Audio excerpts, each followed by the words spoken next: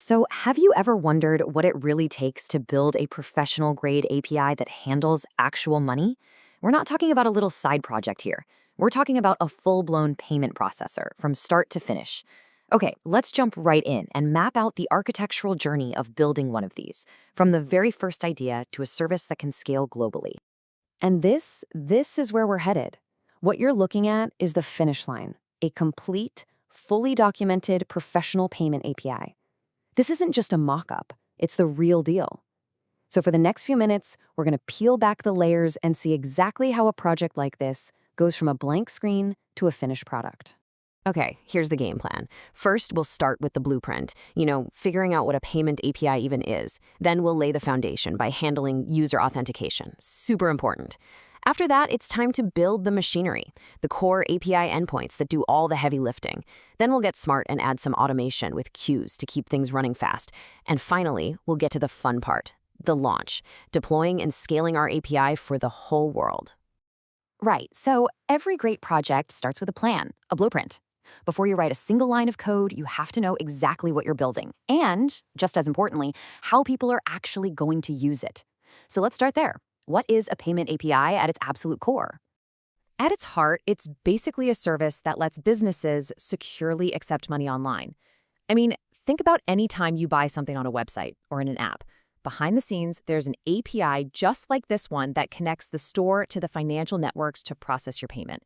It's the digital glue for e-commerce. And this is the basic dance, the whole process in 5 simple steps. First, the merchant's app grabs the customer and payment info. Second, it shoots that over to our API to get things started. Third, our API creates a unique, secure payment link and sends it back. Fourth, the customer uses that link to pay. And finally, the app checks back with our API to make sure the payment went through. This 5-step flow, that's the heartbeat of the entire system.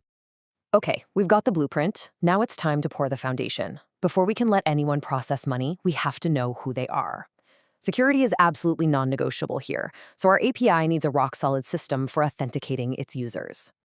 You know how on a normal website, you log in once and a session remembers who you are?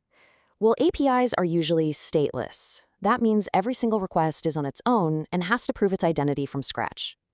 The way we solve this is with tokens. You can think of them like a digital keycard that has to be shown every single time you make a request.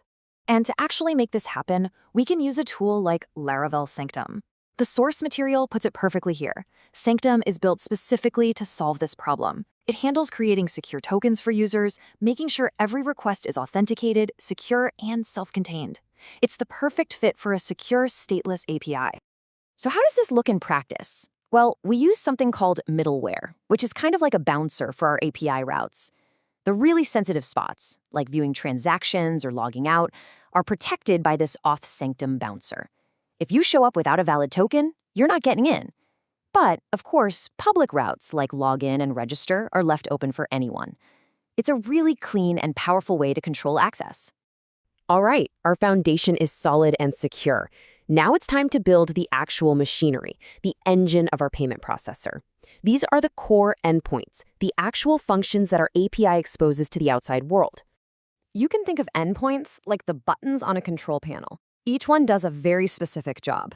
A merchant's app will call these endpoints to do things like kick off a new payment, double-check if a payment actually worked, or see their current account balance. And these 4 are the real workhorses of our API. Initialize payment gets the ball rolling. Process payment is where the magic happens and the customer is actually charged. Verify transaction is absolutely critical for confirming that everything went smoothly, and get transactions gives users their history. These 4 together are the whole shebang. So, our API works, it's secure, but is it fast? To build a truly great system, you have to figure out how to handle slow tasks without making your users wait around.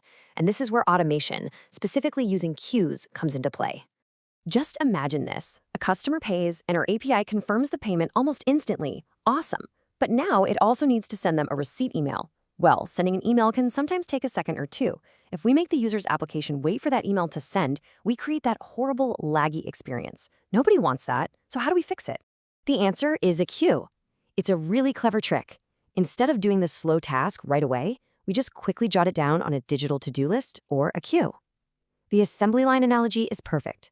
The main API responds instantly, while separate background worker picks up the other tasks and handles them later. And each one of those little tasks we put on the to-do list, we call that a job. A job could be anything, really. Send this confirmation email or send a notification to this other system. We just create the job, toss it onto the queue, and forget about it. The system takes care of the rest. And this is what it looks like in the real world. This terminal window shows what's called a queue worker. It's a process that's always running, just waiting for new jobs to appear. See how it's picking up tasks like send webhook notification and payment mail and just working through them?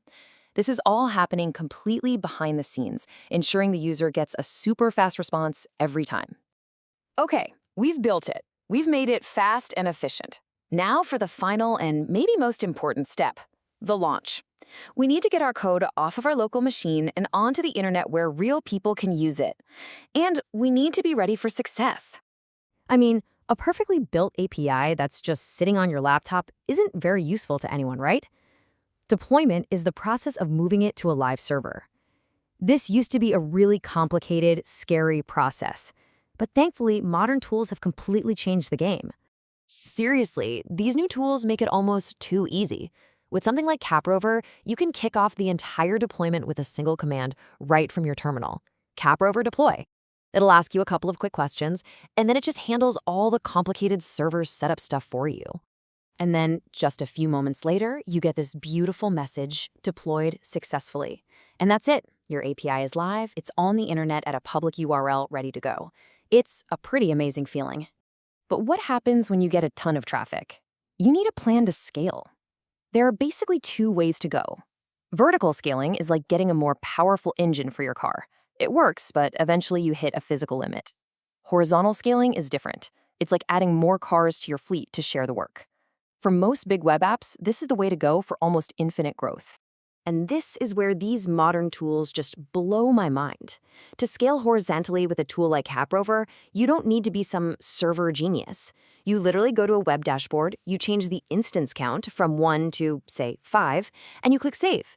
The system automatically creates new copies of your app and balances all the traffic for you. It's incredibly powerful. So, there you have it. We've gone from a simple idea to a live, globally scalable API. But, an application like this is never really done. There's always more you could add, things like recurring subscriptions, handling different currencies, or adding advanced fraud detection. Which brings me to a final question for you to think about. What would be the next critical feature you'd build